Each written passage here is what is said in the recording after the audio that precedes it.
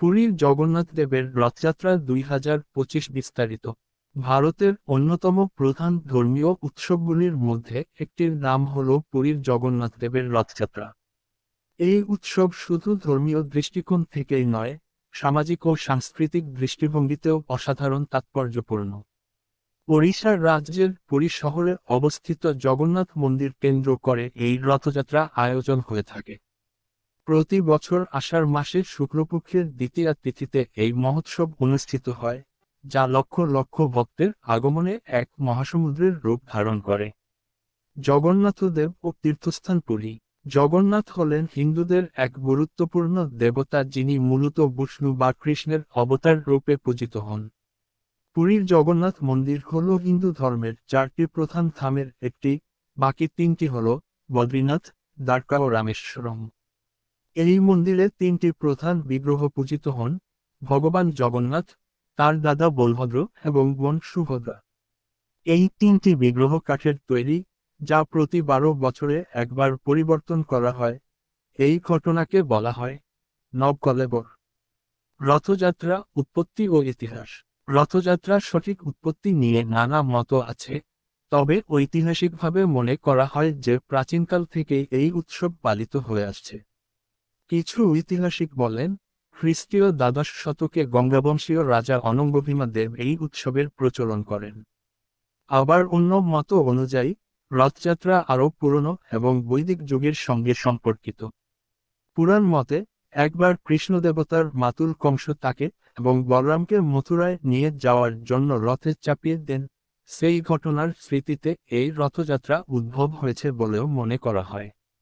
রথযাত্রা আচার ও অনুষ্ঠান। রথযাত্রা উপলক্ষে জগন্নাথদেব, বলরাম ও সুভদ্রার জন্য 3টি বিশাল কাঠের রথ নির্মাণ করা হয়। রথগুলি হল: 1. নন্দীঘোষ, জগন্নাথের রথ। এটি 16টি চাকার এবং লাল হলুদ রঙে সাজানো। 2. তালধ্বজ, বলভদ্রের রথ, 14 চাকার এবং সবুজ, লাল রঙে রাঙানো। 3. দর্পদলন, সুভদ্রার রথ, 12 চাকার এবং কালো, লাল রঙে সজ্জিত। এই রথগুলি প্রতিবার নতুন করে নির্মিত হয় এবং সেগুলি সাজাতে ও টানতে হাজার হাজার কাঠুরে, কারিগর, স্বেচ্ছাসেবক ও ভক্ত অংশ নেন।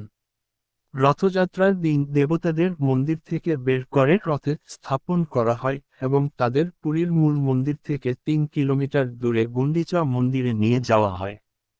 সেখানে তারা 7 দিন অবস্থান করেন এবং তারপর আবার রথে করে ফিরে আসেন। এই ঘটনাকে বলা হয় উল্টো রথযাত্রা। বিশেষ আচার ও আয়োজনে ভরা রথযাত্রা। রথযাত্রা কিছু গুরুত্বপূর্ণ আচার হল: চেরা পাহরা। এটি একটি গুরুত্বপূর্ণ আচার যেখানে পুরীর গজপতি রাজা, রাজপরিবারের প্রতিনিধি, নিজ হাতে ঝাড়ু দিয়ে রথ পরিষ্কার করেন। এটি ভক্তিভাব প্রকাশের এক অনন্য রূপ। স্নানযাত্রা। রথযাত্রা প্রাক্কালে দেবতাদের একটি বিশেষ স্নান করানো হয়, যাকে স্নানযাত্রা বলা হয়। এই দিন 3 বিগ্রহকে 108টি কলসির পবিত্র জলে স্নান করানো হয়। আনসার উৎসব। স্নানযাত্রার পরে বিগ্রহদের অসুস্থ দেখানোর জন্য 15 দিনের জন্য তাদের দর্শন বন্ধ রাখা হয়। এই সময় তাদের বিভিন্ন ভেষজ ও ফলমূল দিয়ে চিকিৎসা করা হয়। এই অনুষ্ঠানকে বলা হয় আনসার বা অবসর অনুষ্ঠান। রথযাত্রা মাহাত্ম্য ও ধর্মীয় তাৎপর্য। রথযাত্রা শুধুমাত্র একটি ধর্মীয় মিছিল নয়, এটি এক প্রকার ঈশ্বরের সঙ্গে মানুষের সংযোগের প্রতীক। এই দিনে বিশ্বাস করা হয় ঈশ্বর নিজে রথে করে তার ভক্তদের কাছে আসেন। বিভিন্ন ধর্মের মানুষ, জাতি বর্ণ নির্বিশেষে সবাই রথ টানার অধিকার পায়, যা সমানাধিকারের একটি বিরল চিত্র। জগন্নাথদেবের রথ টানা মানে পুণ্য লাভ করা এবং জীবনের পাপ দূর হওয়া বলে মনে করা হয়। বিশ্বব্যাপী রথযাত্রা শুধু পুরীতেই নয়, ভারতের নানা প্রান্তে এবং বিশ্বের বহু দেশের রথযাত্রা পালন করা হয়। বিশেষ করে আন্তর্জাতিক কৃষ্ণভাবনামৃত সংঘ ISKCON বিশ্বের বহু দেশে, যেমন আমেরিকা যুক্তরাজ্য, কানাডা, অস্ট্রেলিয়া, দক্ষিণ আফ্রিকা, বাংলাদেশ প্রভৃতি দেশে জগন্নাথ রথযাত্রা আয়োজন করে থাকে। এইসব স্থানে বিশাল রথ নির্মাণ করা হয়, ভক্তরা কীর্তন, নৃত্য ও প্রসাদ বিতরণ করে উৎসব উদযাপন করেন। সাংস্কৃতিক ও সামাজিক প্রভাব। রথযাত্রা শুধু একটি ধর্মীয় অনুষ্ঠান নয়, এটি একটি বৃহৎ সামাজিক ও সাংস্কৃতিক মেলাও বটে।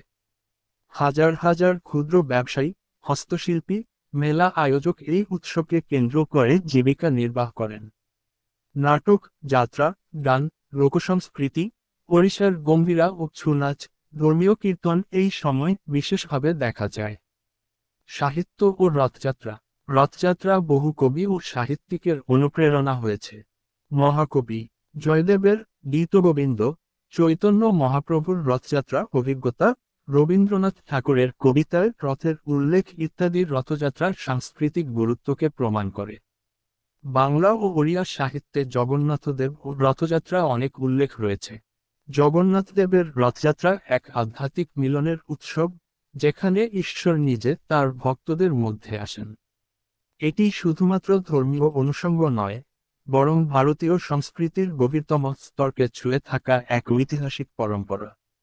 জাতি, ধর্ম, বর্ণ, লিঙ্গ নির্বিশেষে প্রতিটি মানুষ এই উৎসবে অংশগ্রহণ করতে পারেন, যা এই উৎসবকে আরও মহৎ করে তোলে। রথযাত্রা এক আধ্যাত্মিক যাত্রার প্রতীক, যেখানে রথ টেনে ভক্তরা যেন নিজ নিজ অন্তরের অন্ধকার থেকে ঈশ্বরের আলোর দিকে এগিয়ে যায়।